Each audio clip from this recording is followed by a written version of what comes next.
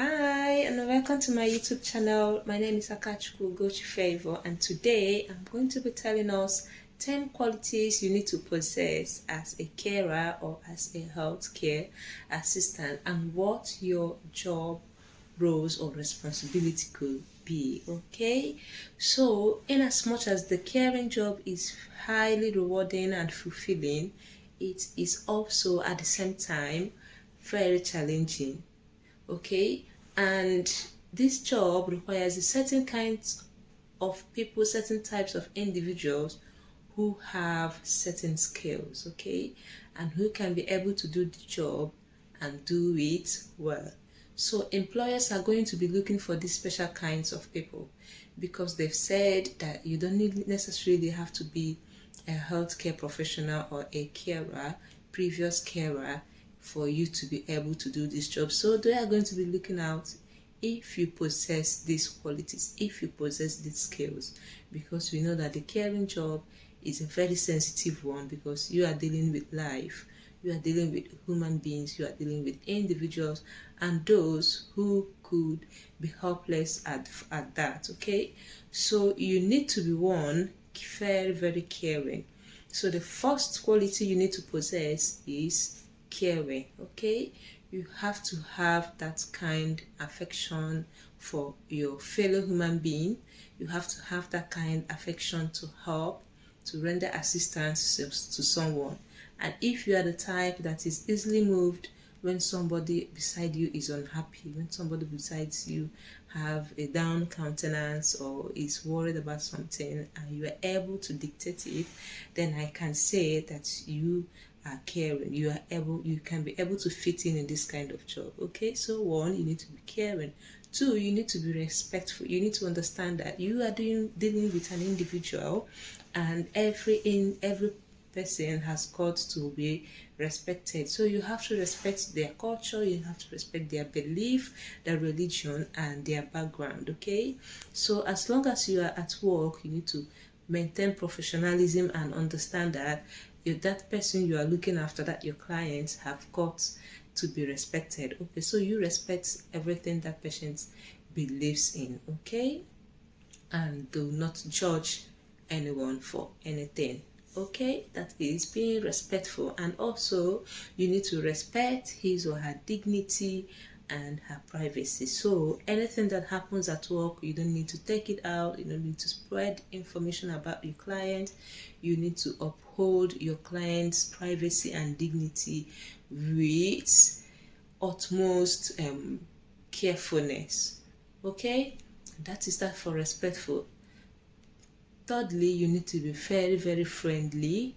When you are friendly, it opens up it creates a kind of a rapport between you and your clients. You communicate freely, so it makes the work easy for you. It makes it easy for you, okay, when you are friendly, because you can easily communicate with your clients, and you see that the work will be a bit much more easier for you than when you are not friendly and you just on your own and you're not talking, you're not communicating with your client. It's going to be difficult for you, and also your clients will not really feel free. They might not really be free around you. They might be terrified or scared each time you are around them. Okay, so you need to be friendly. Fourthly, you need to be highly communicative. So you need to possess communication skills, and that is why you are doing the IELTS exam, to know if you are able to speak, read, write, and understand English language. Okay, so especially communication is very, very paramount in caring. Is the central of caring. Okay, so you need to be able to listen to your client's cues. You need to be able to listen to their facial grimace and gestures, their body movement, because some of them might not be able to speak because of one health condition they've got. Some might be speaking, but you know that they are actually diagnosed with dementia, and they don't really know what they are saying. Okay, some might have some developmental issues, and they have issues with communicating. So your ability to communicate with them, to understand them, to listen actively, to pick up what they are saying is going to help you in this role. Okay, that's the fourth one. Now the fifth one is that you need to be very, very reliable. Okay, you need to turn up for your duties when you are supposed to work. Okay, and because you know that this your clients are going to be relying on you, they're going to be depending on you for virtually everything, for assistance. Okay, so in as much as one of your goal is to promote independence, to help the person to be able to do some things on her own, promote the person to ability for the person to do things herself, you also need to be reliable, to show up on your duty and to do your job very well. And remember that these clients, their family members, are going to be trusting you for you to be able to deliver care appropriately. You also need to be eager to learn what you need for you to be able to do your job very, very well. Okay, so your eagerness to learn is an added advantage for you. You also need to be highly sensitive to your clients' responses or body movements or your client's general condition. Okay, you should be able to dictate when the client have changed from being lively to being moody and being isolative and all of those. Okay, so sensitivity is a very, very important one. You need to be confident in what you are doing. So confidence is another quality that you need to build in yourself. Okay, when you are delivering your care, you deliver it with confidence, and that will help your client to know that he or she is safe in your hands. Okay, I hope you did understand all these qualities that I have explained, because they are very, very important. Without it, you cannot be able to deliver care. Okay, you also need to be flexible, because you are going to be meeting different individuals during your shifts. Okay, so you need to be flexible, and you also know that the shift patterns are not fixed. Okay, so it's usually rotated. You do morning shift today, you do afternoon shift tomorrow, you do night shift next tomorrow. So it's like that. So you need to be very, very, very flexible.